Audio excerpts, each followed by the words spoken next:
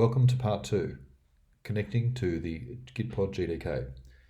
For this part of the demonstration, I'm not using a GitLab employee account, and so I'm using instead a GitLab regular user account created on gitlab.com, which will require forking the main GitLab repository.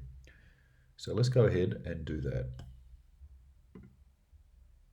Here's the main repository.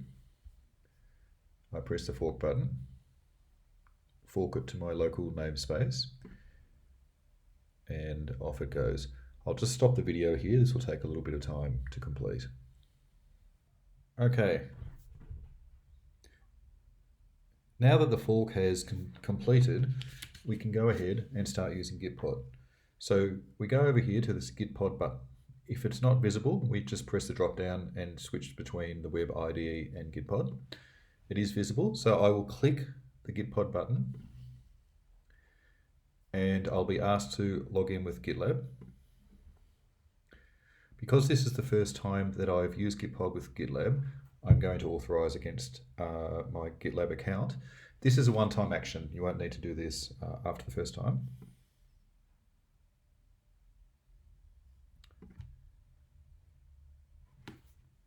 Okay, so GitPod is now building the virtual environment in the cloud. This will take probably at least 7 or 8 minutes. I'll stop the video here and we'll come back to that when it's finished. Right, here we are in GitPod GDK. So here we have full access to the entire source code in our fork of GitLab or GDK. And also down here we have a running application. So if we go to the GDK window, we can see, for example, the status of the GDK. And we can see, well, that's great, all the services are up. We could do a tail on the logs, fantastic. We could also have a look at the database. Yep, lots of tables there. We could even just perhaps open a new terminal window and run some regular Unix commands. So let's grep, let's look for a particular string,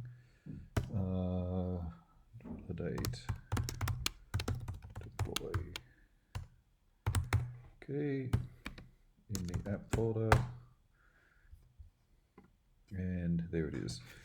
Okay, so importantly, we can go to this Open Ports tab, and it has all the ports that are being used by the various GDK services, including the web front end. So there's two ways of looking at that. I can just click Open Preview, and I'll get this kind of inside the application window, or I can also run it in a regular tab by pressing Open Browser. And here we are.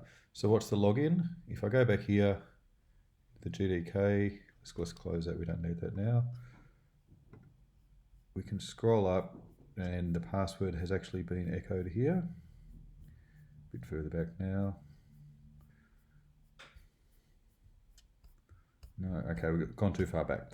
Okay, well the password is, it will be printed when you first log in, but it's basically root and then it's 5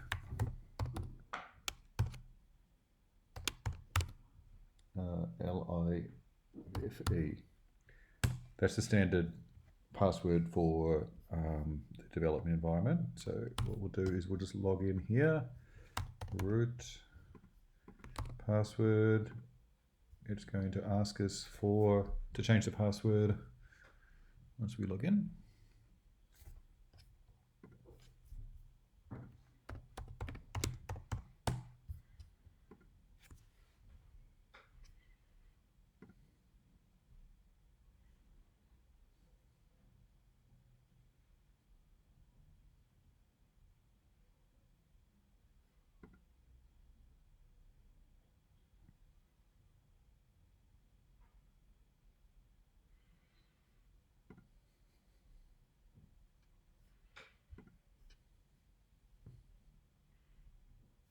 Okay, so I'm going to be asked to change my password.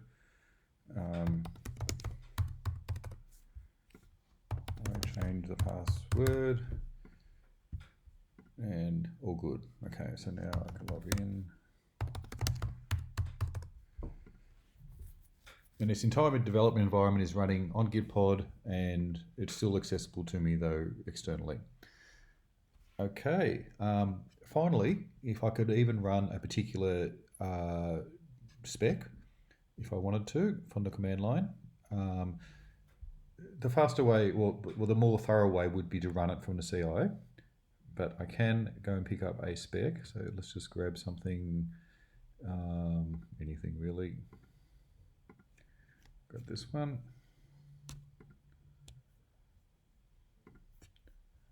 We'll go to let's close that. Go to a terminal window. Bundle exec spec.